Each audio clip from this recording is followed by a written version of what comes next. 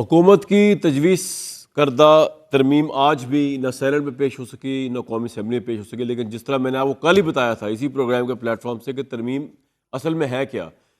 ترمیم وہی ہے کہ اب وفاقی آئینی عدالت کی بات نہیں ہو رہی، اب ایک عجیب و غریب آئینی بینچ کی بات ہو رہی ہے۔ وہ آئینی بینچ جو ہے اس کا کیا حاصل وصول ہے یہ بھی ہمیں نہیں پتہ کیا ہے۔ ابھی تک حکومت کی طرف سے آفیشیلی ترمیم سامنے آئی نہیں، یہ ابھی بھی قیاس ہے جو بتایا جا رہا ہے، جو ڈفرینٹ میڈیا چینلز کے اوپر ذرائع سے مختلف پارٹیز کے ذرائع سے چل رہا ہے۔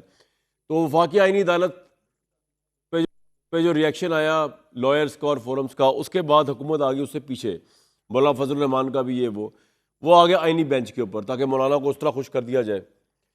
دوسرا ساتھ انہوں نے اپنا اصل جو مقصد ہے وہ ڈال دیا ہوا بیچ میں، اور وہ یہ ہے کہ جسٹس منصور علی شاہ یا انڈیپینڈنٹ جوڈیشری کے اوپر ایک بہت بڑا سوالیہ نشان حکومت کھڑا کرنے جا رہی ہے، اور اس پہ یہ کہ اب سینیورٹی کا اصول نہیں ہوگا۔ اب حکومت یہ سمجھتی ہے کہ کیونکہ کچھ ججز سپریم کورٹ کے جو ہیں وہ اس حکومت کے کنٹرول میں نہیں ہے، پی ایم ایل این کی، یا ان کے فیصلے جو ہیں ان کو لگتا ہے کہ پی ایم ایل این کے خلاف آ رہے ہیں یا تحریک انصاف کے حق میں آ رہے ہیں، تو انہوں نے کہا چلو اس کو اس طرح بیلنس آؤٹ کرتے ہیں کہ چیف جسٹس ہی اپنا رکھ لیتے ہیں، ایسا چیف جسٹس جو ہم اپوائنٹ کریں، ایسا چیف جسٹس جو ہماری منشا پہ چلے، ہماری منشا کے بینچ بنائے، رولز پہلی بنا دیے، بینچ جو ہے چیف جسٹس کی اب بحث پہ بنا کرے گا۔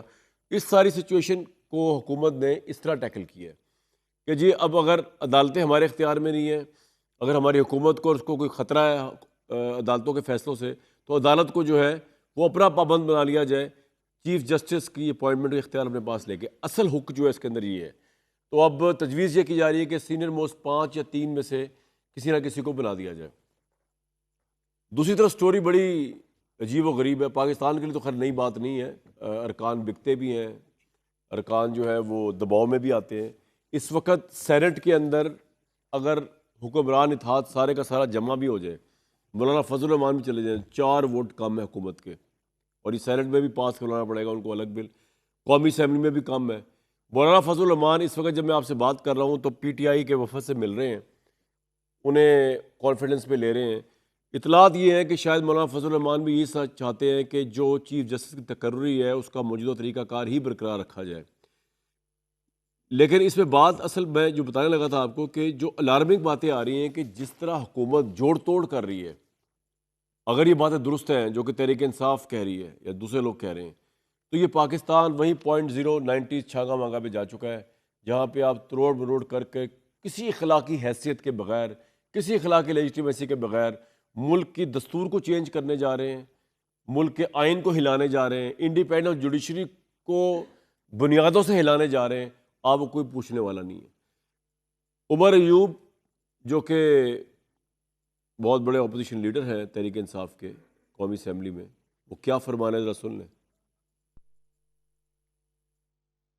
70 کروڑ روپے، 1 ارب روپے تک نقد کیش یہ ہمارے ایم ایل ایز کو آفر ہو رہی ہیں، 7 وزارتیں جو ہیں وہ آفر ہو رہی ہیں۔ اس کا مطلب ہے ان کے نمبرز پورے ہی نہیں ہیں۔ اسی طرح ہمارے سینٹ کے ممبران کے ساتھ ہو رہے ہیں۔ میرے اپنے گھر میں پچھلے 48 گھنٹے میں 2 ریڈز ہو چکے ہیں، پرسوں بھی پولیس آئی تھی، کل رات کو پھر آئی تھی۔ اس کمیٹی کا کام نہیں ہے، یہ جو آئینی ترامیم ہے یہ آپ کی لا اینڈ جسٹس کمیٹیز کے پاس جانا چاہیے، نہ کہ اس کے پاس۔ یہ اپنا تجاوز کر رہے ہیں اور غلط۔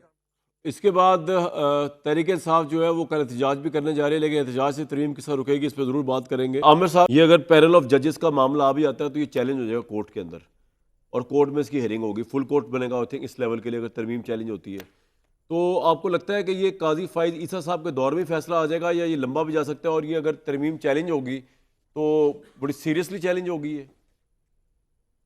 2 دسمبر 1997 ہاں ٹھیک ہے، اجمل میاں کے لیے سپریم کورٹ نے ایک فیصلہ دیا تھا کہ یہ اجمل میاں چیف جسٹس ہیں، ٹھیک ہے، فاروق لغاری کو ایڈوائس گئی کہ آپ ان کا نوٹیفیکیشن کریں۔ کورٹ نے ایک ڈیسیژن دیا، ٹھیک ہے، انہوں نے نہیں کیا۔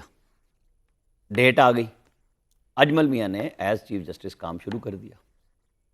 آپ ذہن میں رکھیں کہ حکومت اور وہ فیصلہ ایک طرف تھے، صدر اور سی جے اس وقت کے مرحوم سجاد علی شاہ ایک طرف، اور صدر ہی اپوائنٹ کرتا تھا؟ نہیں، وہ پرائم منسٹر کی ایڈوائس پہ ہی ہوتا تھا۔ اپوائنٹنگ اتھارٹی وہ تھی آخری، صدر صاحب نے روکا ان کو، وہ مواخذے کے لیے چلی گئی، امپیچمنٹ کے لیے وہ چلی تو حضرت صاحب بھاگ لیے، جسٹس اجمل میاں، جی نہیں فاروق لغاری صاحب، کیونکہ اس وقت وسیم سجاد اور خواجہ ظہیر احمد یہ گئے کہ جناب ہم اس کام کے لیے آئے تو ایوان صدر کی بتیاں بند کر دی, انہیں 4 فلور 5 فلور سیڑھیاں چڑھی, اور پھر انہوں نے کہا ایک منٹ کہ میں نے سمرو صاحب کو ریزائن بھیج دیا. وہ نہیں کھڑے ہوئے, اور اگلے دن پھر وسیم سجاد ایکٹنگ صدر ہوئے اور انہوں نے اجمل میاں کا نوٹیفیکیشن کر دیا. ٹھیک ہے.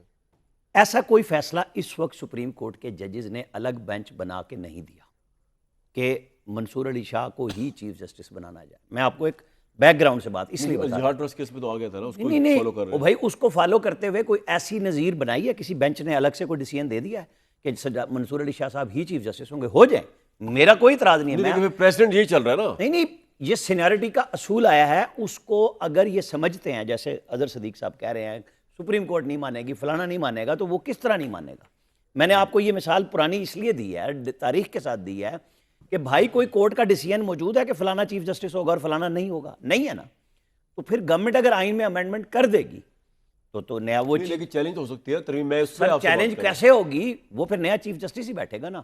ان کو بٹھائے گا کون؟ میں آپ کو میرا کہنے کا مقصد یہ ہے, آج اختر مینگل بیٹھے ہوئے ہیں نا, وہ بڑے ناراض ہیں, لیکن پوچھیں, وہ رفیق تارڑ پہ بڑی بات چلتی ہے مرحوم پہ کہ جناب وہ پیسے بریف کیس لے گئے تھے. اختر مینگل نے اپنا جہاز دیا کہ کوئٹہ سے واپسی نہیں ہو سکتی, وہ وزیر اعلیٰ تھے, اور وہاں سعید الزمان صدیقی یا جن لوگوں نے وہ فیصلہ وہاں دیا تھا سپریم کورٹ کے بینچ نے کوئٹہ سے بیٹھ کے, اس کی سرٹیفائڈ کاپی لانی تھی, تو وہ جہاز گیا اور اس جہاز میں وہ واپس آئے رفیق تارڑ. کوئی پیسے نہیں تھے, وہ سرٹیفائڈ کاپی لانی تھی.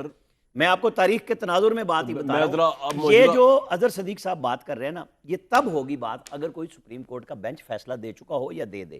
اگر کل امینڈمنٹ ہو جاتی ہے بالفرض, اور نئے چیز کا نوٹیفیکیشن فوراً بھی ہو سکتا ہے. نوٹیفیکیشن تو پھر صدر کی ایڈوائس ساتھ ہونی ہے. جس طرح 3 منٹوں میں عمران خان نے اسمبلی توڑی اسمبلی توڑ دی تھی. ٹھیک, یہی کہنا چاہ رہے تھے.